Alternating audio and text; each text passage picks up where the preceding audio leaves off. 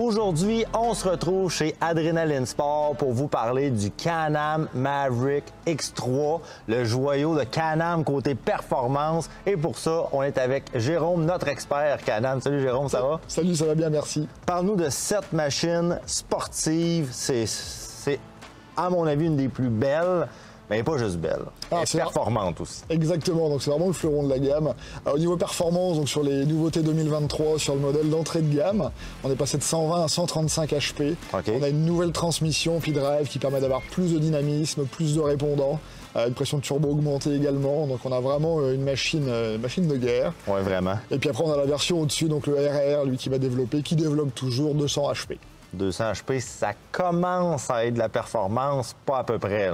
Oui, tout à fait, sachant qu'en plus, on a tout qui est adapté au niveau suspension, avec des débattements allant de 20 à 24 pouces, des pneus de 30 ou de 32 pouces. OK. Donc on a vraiment beaucoup de possibilités là-dedans. Parce que tu parles de suspension, puis que c'est une machine de guerre, c'est vraiment impressionnant juste de regarder les composantes de suspension de cette machine-là. C'est impressionnant. Oui. La structure, c'est faite solide, ça n'a aucun sens. Ah oui, tout à fait. Sachant qu'on peut ajuster, évidemment, dès le modèle dans lequel on se situe. On peut ajuster donc sur 3 positions, le mettre plus soft, le mettre un petit peu plus dur. Okay. Et on peut aller à l'extrême avec des Smart Shock, pilotés électroniquement, avec 50 ajustements à la seconde. Ça, c'est génial. Oui. Puis, je vois qu'il y a différents types de conduite. Il y a 2 types de conduite. Il y en a un qu'on peut mettre plus sportif. C'est comme un peu le mode normal et le mode sport. Exactement. Si on va jouer au niveau de la réponse de l'accélérateur. On va jouer au niveau également donc, de l'électronique pour avoir plus de répondants ou au contraire un petit peu plus de loose, de façon à s'adapter en fonction du sentier, en fonction des besoins. Oui, parce qu'il faut le dire, c'est quand même des machines très performantes. Pour faire du sentier fédéré, c'est vraiment des machines, là, on peut pas exploiter ces machines-là à 100 %. Non. C'est complètement fou, là. Tout à fait.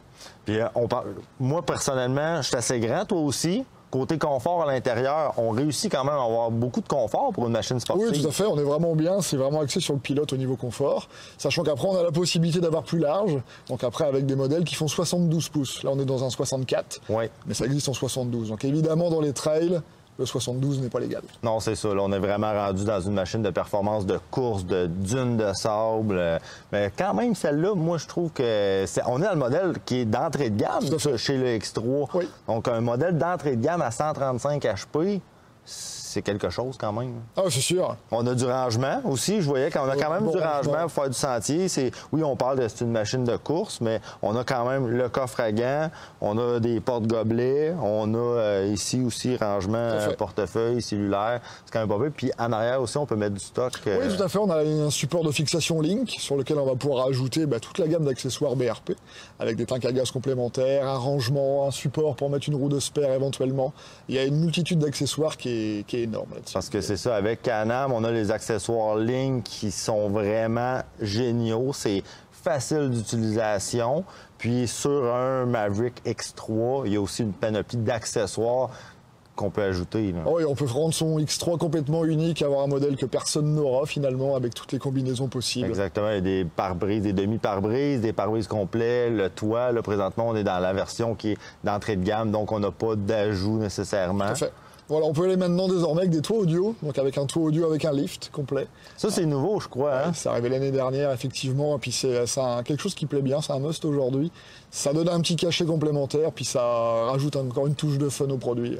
Donc, la gamme X3, si on parle de la gamme complète, on a en fait 2 moteurs qui est 135 et 200 HP. Tout à fait. Puis ensuite de ça, les modèles, est-ce qu'il y a différentes déclinaisons du X3? Oh oui, tout à fait. Donc là, on est dans le modèle X3 classique, le DS. On a le X3X après DS. Donc le X3X, c'est suspension de meilleure qualité. On va rajouter un peu plus de performance. Et puis après, on va aller sur des modèles donc avec du 72 pouces. On va également aller avec des modèles qui vont être pour la boîte, donc avec des modèles XMR. On va avoir des modèles spécifiques pour la roche, avec les modèles RC également.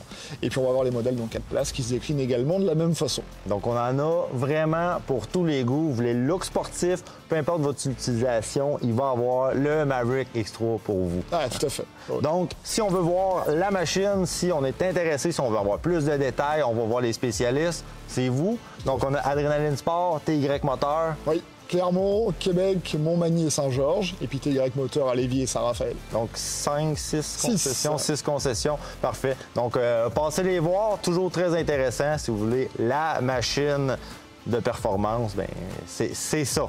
Donc, merci Jérôme, puis on se revoit très bientôt. Ce segment vous a été présenté par Adrénaline Sport et TY Moteur.